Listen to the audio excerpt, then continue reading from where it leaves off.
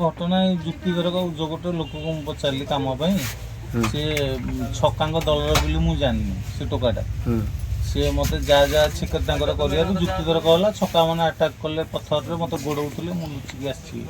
ମୁଣ୍ଡ ସବୁ ଫାଟି ଯାଇଛି ମୁଣ୍ଡ ବୁଲେଇ ଯାଉଛି ବର୍ତ୍ତମାନ ଯାଉଛି ବ୍ରହ୍ମପୁର ସିଟି ସ୍କାନ୍ କେମିତି ବାଡ଼େଇଲେ ପଥର ସମସ୍ତେ ମିଶିକି ହାତରେ ପଥରରେ କ'ଣ ପାଇଁ ବାଡ଼େଇଲେ ଆଜ୍ଞା ସେ ଟୋକା ସହିତ ମୋର ଯୁକ୍ତି ହେଲା ସେ ଆସିକି ବାଡ଼େଇଲେ ଛକା ମାନେ ତାଙ୍କ ଷ୍ଟାଫ୍ ହେଇଥିବ ସେ ଟୋକା କ'ଣ ଯୁକ୍ତି ହେଲା ମୁଁ କାମ କଥା ପଚାରି ଦେବାରୁ ସେ କହିଲା ଏଠୁ ଯା ମୁଁ କହିଲି କାହିଁକି ନା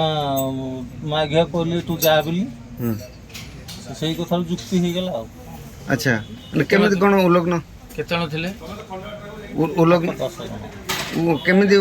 ମାନେ ପ୍ୟାଣ୍ଟ ସାର୍ଟ ବାହାର କରିଥିଲେ ଆଜ୍ଞା କ'ଣ ପ୍ୟାଣ୍ଟ ସାର୍ଟ ପୁରା କାଢ଼ି ଦେଇକି ବାଡ଼େଇଥିଲେ କୋଉଠି କାନ୍ଦି ଛକରେ ଆଚ୍ଛା ଆଚ୍ଛା ସେଇ ସମୟରେ ଭ୍ୟାନ୍ଟା ପୋଲିସ ଭ୍ୟାନ୍ଟା ବି ଆସିଥିଲା ପୋଲିସ କ'ଣ କହିଲା ମୁଁ ପୋଲିସର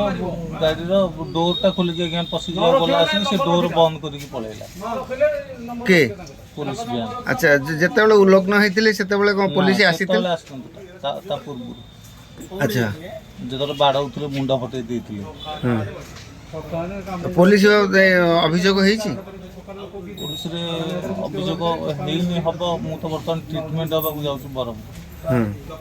ମୋ ମୁଣ୍ଡ ଆଜ୍ଞା ବୁଲେଇ ଯାଉଛି ଆଉ କିଛି ପଚାରନ୍ତୁ ବେଶୀ ମୁଁ ସେତେବେଳୁ ବହୁତ ଇଏ ହେଲା ପଡ଼ି ଉଠିକି ଆସିଛି ମୁଁ ବହୁତ ବିଲ